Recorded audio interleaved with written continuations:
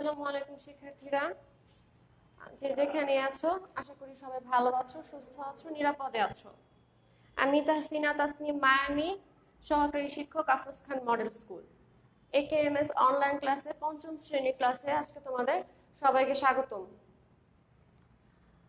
আজকের বিষয় হচ্ছে বাংলাদেশ ও বিশ্ব পরিচয়, অধ্যায় 11 বাংলাদেশের ক্ষুদ্র নৃগোষ্ঠী। তো আমরা গত সপ্তাহের গত ক্লাসে তোমাদেরকে খাসি এবং গারো এবং খাসি জনগোষ্ঠী পড়ানো হয়েছিল। তো সেই ধারাবাহিকতায় আজকে হচ্ছে নৃগোষ্ঠী এবং ত্রিপুরা নৃগোষ্ঠী সম্পর্কে আমরা জানবো। দেখো, সবাইকে বলবো যে তোমরা সবাই শিক্ষার্থীরা তোমরা সবাই বইটা সামনে নিয়ে বসো, তাহলে সুবিধা হবে। অধ্যায় 11 পৃষ্ঠা হচ্ছে 86 পৃষ্ঠাটা খুলো এবং সামনে নিয়ে বসো। যদি লেখা অস্পষ্ট আসে কোনো কারণে বা লেখা বোঝা না জানে বলে দিচ্ছি, তোমরা বইয়ের সাহায্য নিতে পারো সেক্ষেত্রে।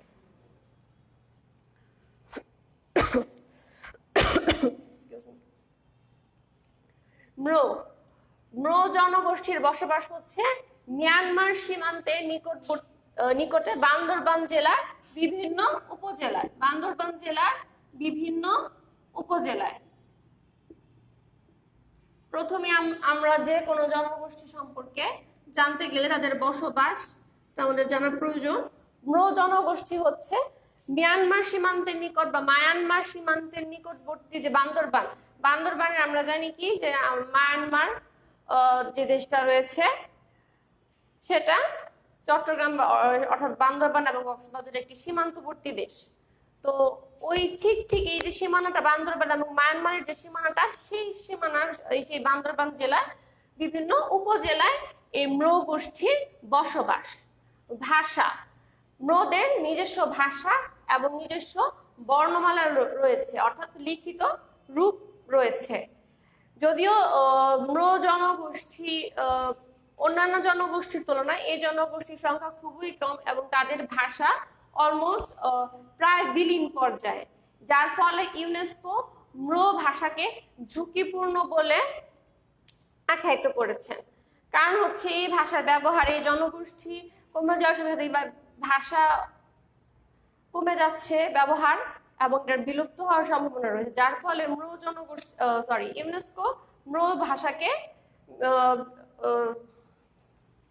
দেখা গেছে ঝুঁকিপূর্ণ বলে চিহ্নিত করেছে। অনেক সময় তোদের আসে যে বর্ণনার ক্ষেত্রে ইউনেস্কো কোন জনগোষ্ঠী বা কোন ক্ষুদ্র নৃগোষ্ঠীর ভাষাকে ঝুঁকিপূর্ণ বলে আখ্যায়িত করেছে বা মনে করছেন তাদের সম্পর্কে বর্ণনা দাও। সেই ক্ষেত্রে আমরা মনে রাখবো যে এখানে ম্রোদের কথা বলা হয়েছে। তাহলে ভাষার ক্ষেত্রে আসলে যদি শুধু ভাষা আসে, ম্রোদের নির্দিষ্ট ভাষা ও বর্ণমালা বা লিখিত রূপ রয়েছে, ইউনেস্কো ম্রো ভাষাকে ঝুঁকিপূর্ণ বলে আখ্যায়িত করেছে। সমাজ ব্যবস্থা, ম্রোদের সমাজ ব্যবস্থা হচ্ছে পিতৃতান্ত্রিক। এর আগে আমরা চাকমা এবং খাসি জনগোষ্ঠী সম্পর্কে যখন পড়ছিলাম তখন আমরা মাতৃতান্ত্রিক শিখেছিলাম যে তাদের সমাজ ব্যবস্থা হচ্ছে মাতৃতান্ত্রিক, এবং মাতৃতান্ত্রিক সমাজ ব্যবস্থা আসলে কি সেই সম্পর্কে আমরা জেনেছিলাম। কিন্তু ম্রো জনগোষ্ঠীর সমাজ ব্যবস্থা হচ্ছে পিতৃতান্ত্রিক, অর্থাৎ আমাদের মতো। সেক্ষেত্রে পুরুষ বা পিতারা হচ্ছে একটি পরিবারের প্রধান হয়, কর্তা হিসেবে ভূমিকা পালন করে এবং তাদের যে সম্পত্তি আছে তার অংশীদার ছেলেরাই হয়। তাই বলা যায় যে ম্রোদের সমাজ ব্যবস্থা হচ্ছে পিতৃতান্ত্রিক এবং তাদের কি গ্রাম প্রধান সমাজ ব্যবস্থা রয়েছে। তাদের একটি নির্দিষ্ট গ্রাম রয়েছে এবং সেই গ্রামের একটি নির্দিষ্ট সমাজ ব্যবস্থা রয়েছে। বাড়ি, ম্রোদের বাড়িকে কিম বলা হয়। আমি কিন্তু সংক্ষেপে লিখেছি কিম। যদি আসে কিম কি, আমি প্রথমে এর আগে এই অধ্যায়গুলো যখন পড়া তখন বলেছি যে ওদের যে ভাষা, সমাজ ব্যবস্থা, বাড়ি, পোশাক আশাক, খাদ্য, উৎসব, দেবতা, এদের নামগুলো সচরাচর আমরা শুনি না, ঠিক আছে, বা আমাদের খুব পরিচিত না। সেক্ষেত্রে এগুলো খুব ভালোভাবে মুখস্থ করতে হবে। যেমন কিম কি লেখা থাকলে সেটা কাদের কোন জনগোষ্ঠী কি হয়, এটা আদৌ খাবারের নাম না বাড়ির নাম বা পোশাকের নাম, সেক্ষেত্রে কিন্তু আমরা কিছুটা দ্বিধাগ্রস্ত হয়ে যাই। সেই ক্ষেত্রে এগুলো আমরা খুব ভালোভাবে মুখস্থ করব। বাড়ি, ম্রোদের বাড়িকে বলা হয় কিম। যদি আসে কিম কি, সেক্ষেত্রে আমরা বলবো ম্রোদের বাড়িকে বলা হয় কিম। বাঁশের বেড়া ও ছড়ের চাল দিয়ে মাচার উপর, ম্রোদের বাড়িটাও কি উঁচু স্থানে তৈরি করা হয়, উঁচু মাচা করে তাদের বাড়ি তৈরি করা হয়, এবং সাধারণত তাদের বাড়িতে দেখা যায় বাঁশের বেড়া ও ছনের চাল থাকে।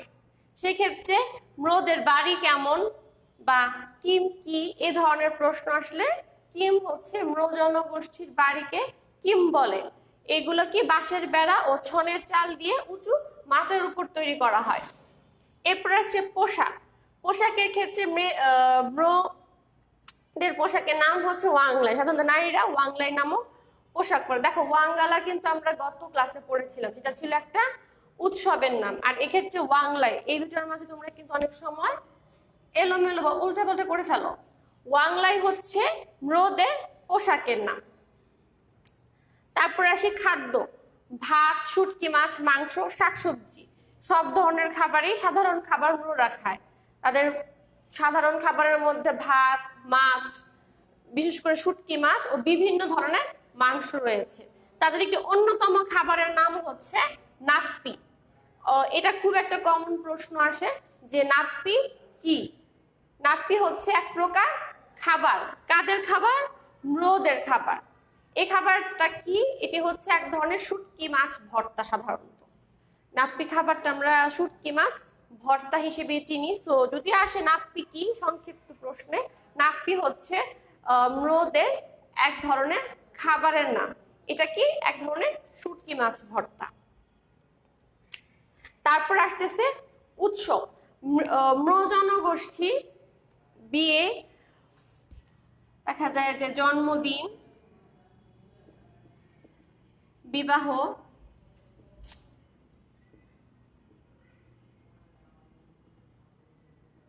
মৃত্যুবার্ষিকী, বিভিন্ন ধরনের উৎসব পালন করে।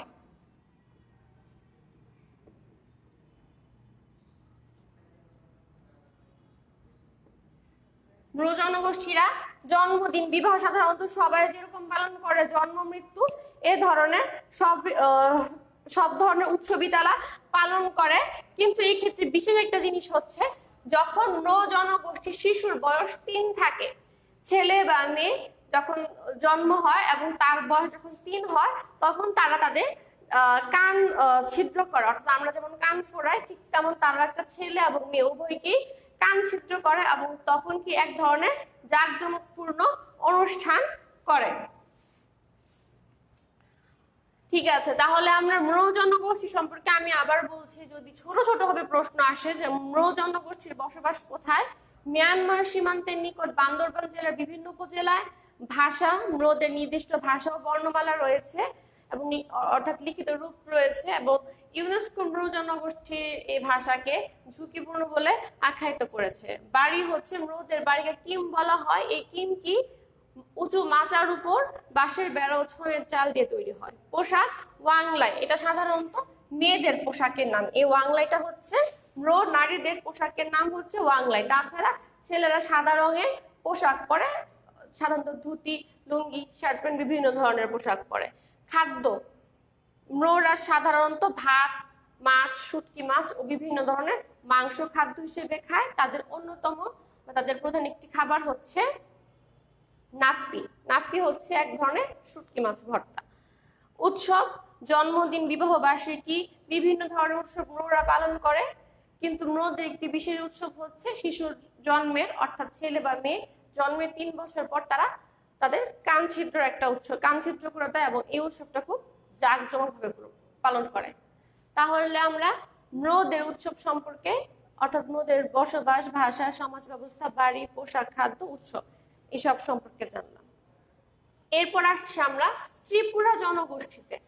ত্রিপুরা রাজ্যে, ত্রিপুরা হচ্ছে আমাদের বাংলাদেশের 3য় বৃহত্তম জনগোষ্ঠী। প্রথমে ছিল চাকমা, সব থেকে চাকমা জনগোষ্ঠী হচ্ছে বৃহৎ জনগোষ্ঠী ধরা হয়।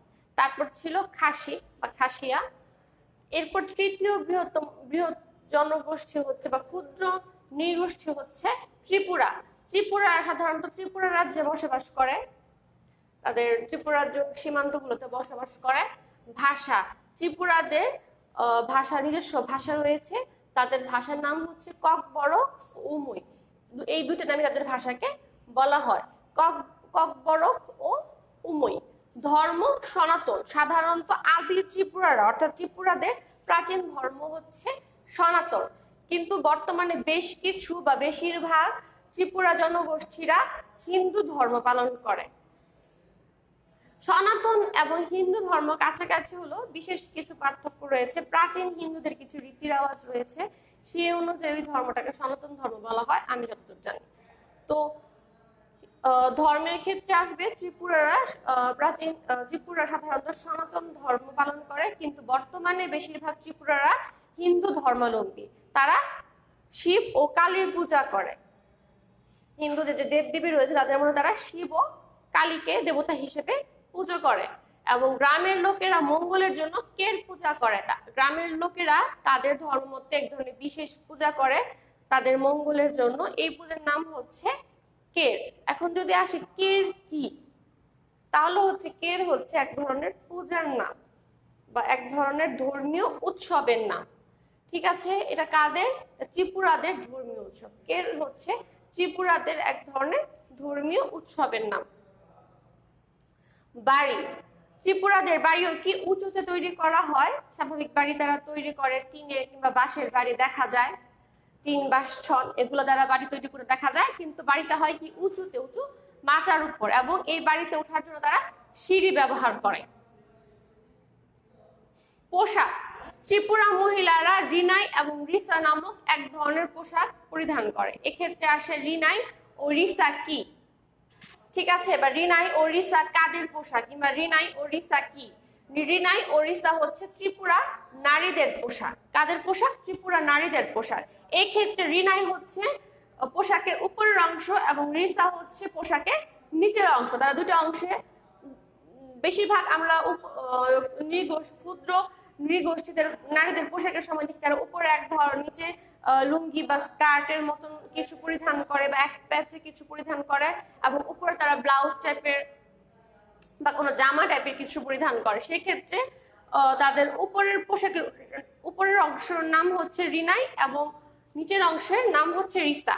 আর পুরুষরা সাধারণভাবে ধুতি, লুঙ্গি, জামা, তারপর হচ্ছে এখানে একটা মিস গিয়েছে, গামছা ব্যবহার করে।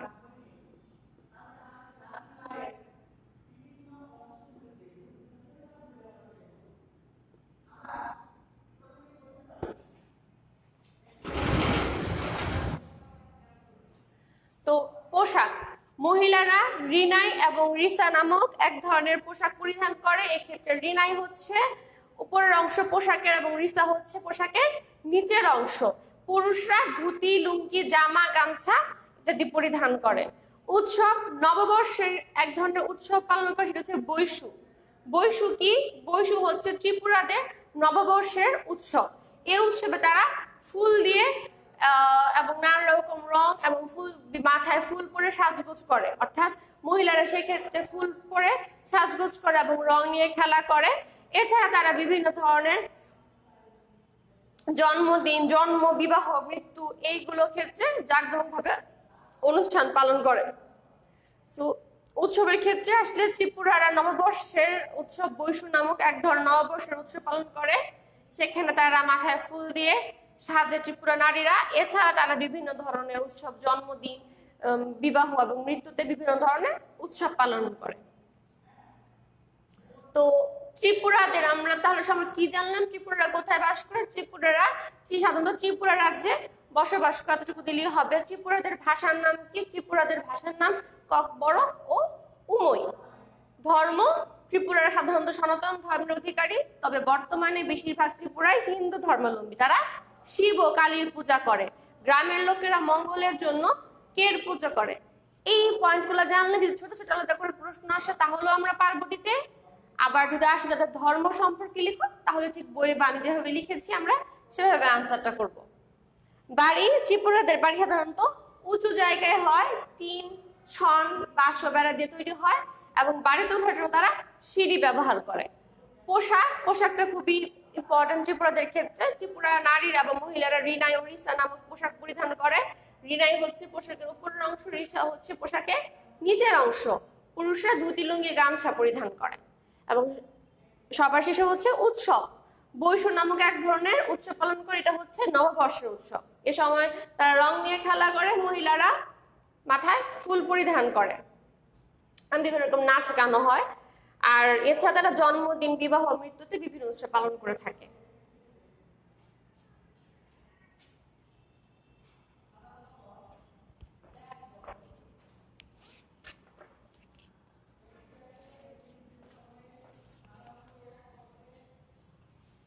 এখানে ত্রিপুরাদের একটা ইম্পর্টেন্ট যেটা মিস গিয়েছে, সেটা হচ্ছে ত্রিপুরাদের সমাজ ব্যবস্থা। ঠিক আছে, আমাদের ত্রিপুরাদের সমাজ ব্যবস্থা সম্পর্কে জানবো।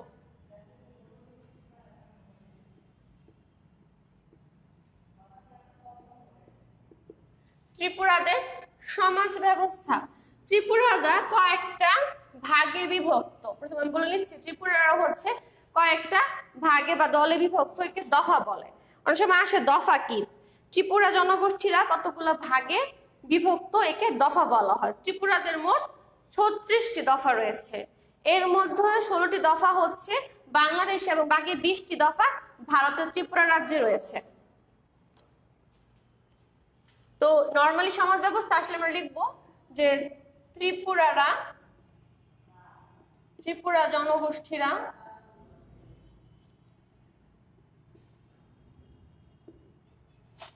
কয়েকটি দলে বিভক্ত।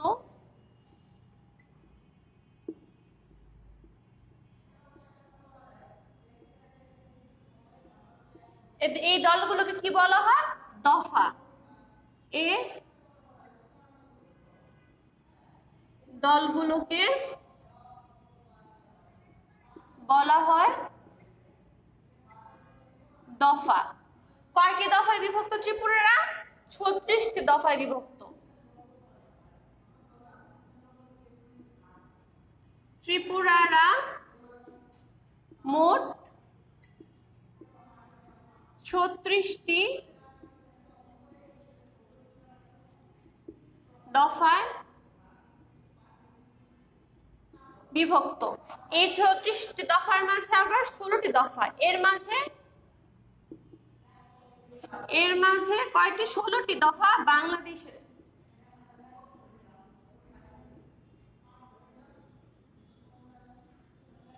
ষোলোটি দফা বাংলাদেশ ও বাকি 20টি দফা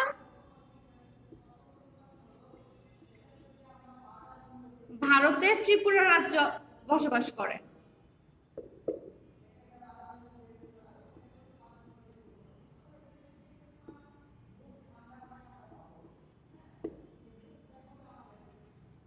ত্রিপুরা রাজ্যে বসবাস করে।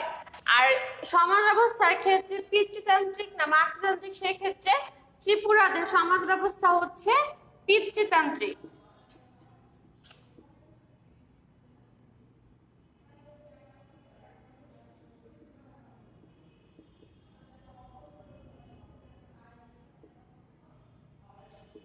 ত্রিপুরাদের সমাজ ব্যবস্থা হচ্ছে পিতৃতান্ত্রিক। পরিবারের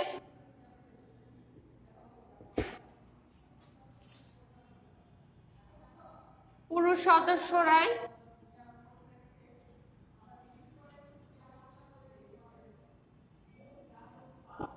সম্পত্তির অধিকারী হয়।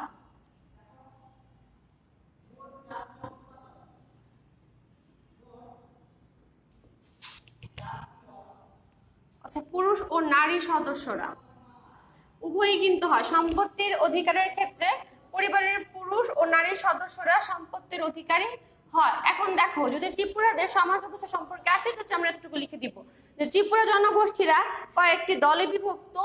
এই দলকে বলা হয় দফা। অনেক সময় আসে দফা কি, দফা কি, এক্ষেত্রে উত্তর যদি আলাদাভাবে আসে প্রশ্ন যে দফা কি, তাহলে উত্তরটা হবে দফা হচ্ছে ত্রিপুরা জনগোষ্ঠীরা কয়েকটি দলে বিভক্ত থাকে, এই দলগুলোকে দফা বলে। ত্রিপুরার মোট 36টি দফায় বিভক্ত। এর মাঝে 16টি দফা বাংলাদেশে ও বাকি 20টি দফা ভারতের ত্রিপুরা রাজ্যে বসবাস করে। এছাড়া ত্রিপুরাদের সমাজ ব্যবস্থা হচ্ছে পিতৃতান্ত্রিক। পিতারা পুরুষরাই বাড়ির কর্তা বা দায়িত্ব পালন করে এবং সম্পত্তি লাভের ক্ষেত্রে পরিবারের পুরুষ এবং নারী উভয় সদস্যই কি সম্পত্তির অংশ পায়।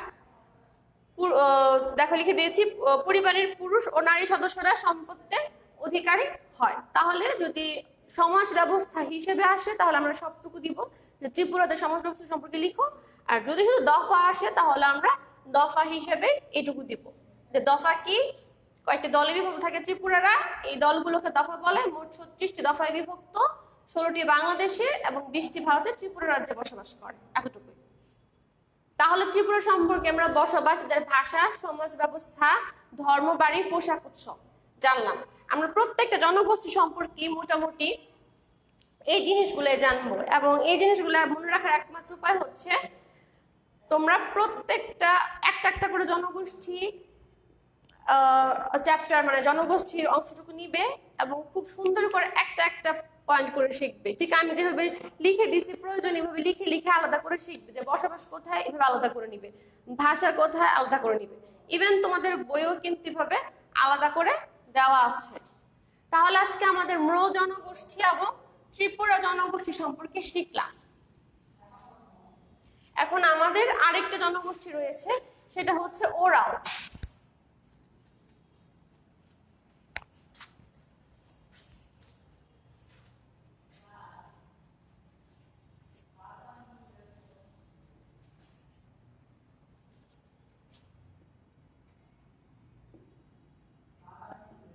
ওরাও জনগোষ্ঠী বা ওরাও ক্ষুদ্র নৃগোষ্ঠী।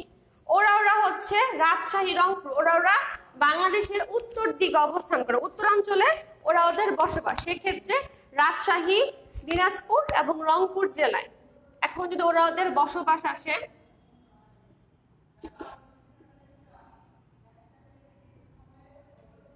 ওরাও নৃগোষ্ঠী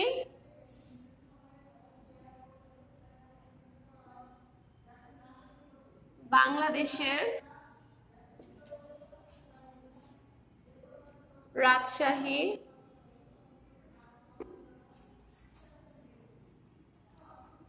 রংপুর ও দিনাজপুর অঞ্চলে বসবাস করে বা দিনাজপুর জেলায় বসবাস করে।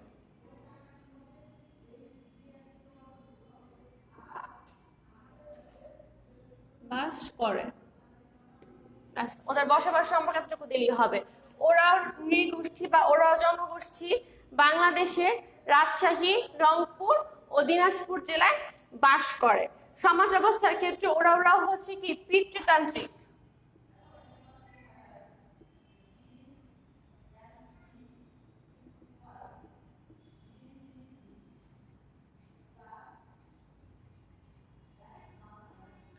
ওদের পরিবার কাঠামো হচ্ছে, সমাজ ব্যবস্থা হচ্ছে পিতৃতান্ত্রিক। তারপর দেখো এখানে ওদের গ্রাম প্রধানকে মাহাতো বলে। গ্রাম প্রধানকে বলে, এটা একটু ইম্পর্টেন্ট। মাহাতো এবং বাহাতো কি তোমাদের আসে?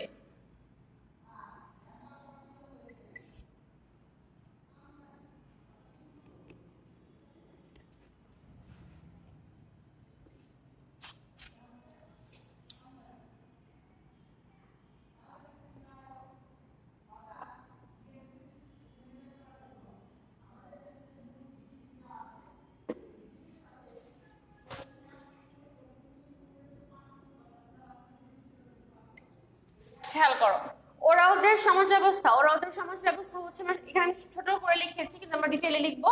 ওদের সমাজ ব্যবস্থা হচ্ছে পিতৃতান্ত্রিক। ওদের গ্রাম প্রধানকে বলা হয় মাহাতো। মাহাতো কি, এক্ষেত্রে আমরা লিখবো যে ওদের গ্রাম প্রধানকে, ওরাও জনগোষ্ঠী গ্রাম প্রধানকে বলা হয় মাহাতো। এবং আরেকটা আছে পাহতো। পাহতো কি, পাহতো হচ্ছে তাদের যে আঞ্চলিক পরিষদ, গ্রামের যে আঞ্চলিক পরিষদ রয়েছে সেটাকে বলা হয় পাহতো। ওদের আঞ্চলিক পরিষদকে বলা হয় পাহতো। তারপর রয়েছে ওদের ধর্ম।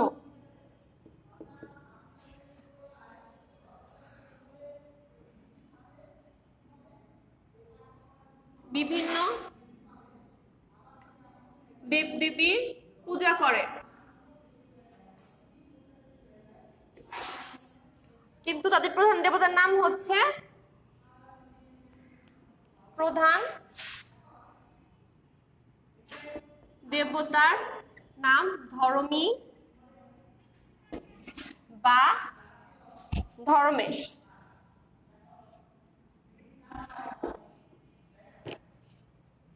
তারা এই ধর্মী বা ধর্মেশকে তারা বিভিন্ন রকম দেবদেবীর পূজা করে ওরা, কিন্তু প্রধান দেবতার নাম হচ্ছে ধর্মী বা ধর্মেশ। এই ধর্মী বা ধর্মেশকে তারা মনে করে এই পৃথিবীর সৃষ্টি করে, তারা সৃষ্টিকর্তা হিসাবে এই ধর্মী বা ধর্মেশকে মানে, তাই তাদের প্রধান দেবতা হচ্ছে ধর্মী বা ধর্মেশ।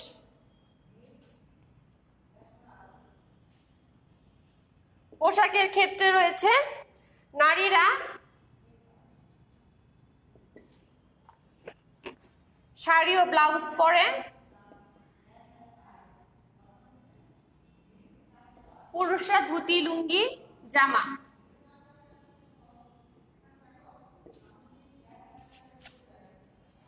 ধুতি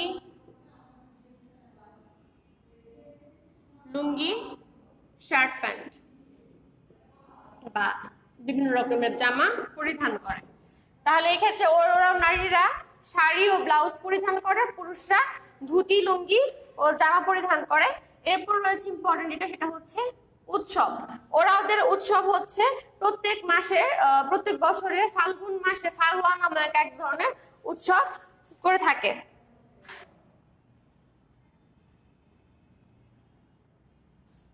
ফাগুয়া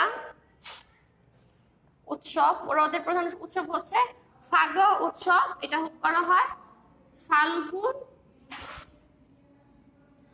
ফাল্গুন মাসের শেষ তারিখ।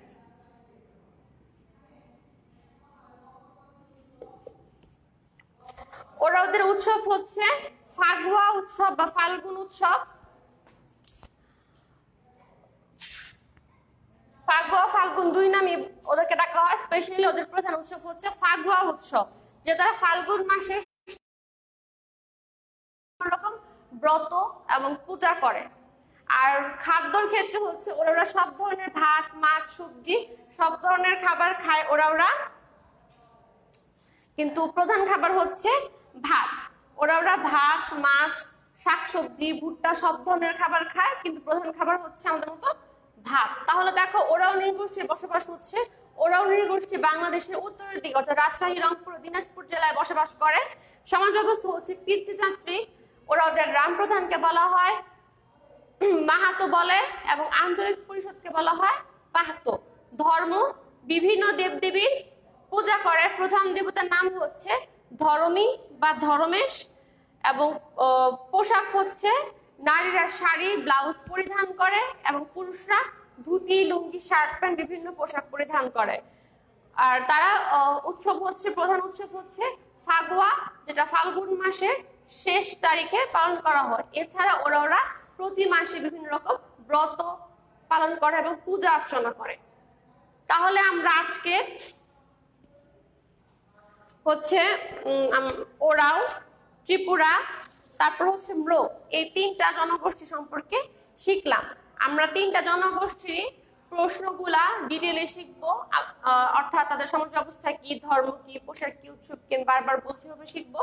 আবার আলাদা আলাদা করেও শিখবো।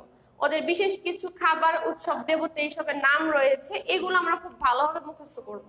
কোনটা কোন ক্ষুদ্র নৃগোষ্ঠীর কোন জিনিসের নাম, অর্থাৎ খাবারের নাম বা পোশাকের নাম কিংবা উৎসবের নাম কিনা, এগুলো সম্পর্কে আমরা ভালোভাবে জানবো।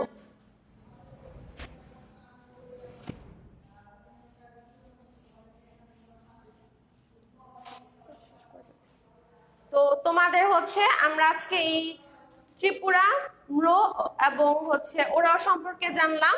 তোমরা বাসায় সবাই অবশ্যই এই এক সপ্তাহের মাঝে এই তিনটা টপিক খুব ভালো করে শিখবে। ঠিক আজকের মতন ওই একই সোমবার 10:50 তোমাদের কাছে আমি আবার বাংলাদেশ ও বিশ্ব পরিচয় ক্লাস নিয়ে আসবো। সেক্ষেত্রে আমরা অধ্যায় 12 বাংলাদেশ ও বিশ্ব সম্পর্কে পড়বো। তো আগামী ক্লাসে আমন্ত্রণ জানিয়ে আজকে শেষ করছি এখানেই। সবাই ভালো থেকো, সুস্থ থেকো, আল্লাহ হাফেজ।